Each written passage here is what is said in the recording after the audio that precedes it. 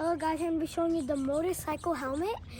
It's like really strong. You can also put it on bicycles, on scooters, on skateboards so you don't fall. And it has cushion at the back.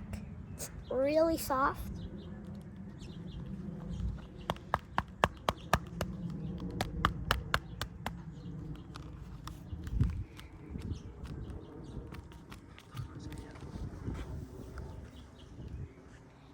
It's really soft and comfortable.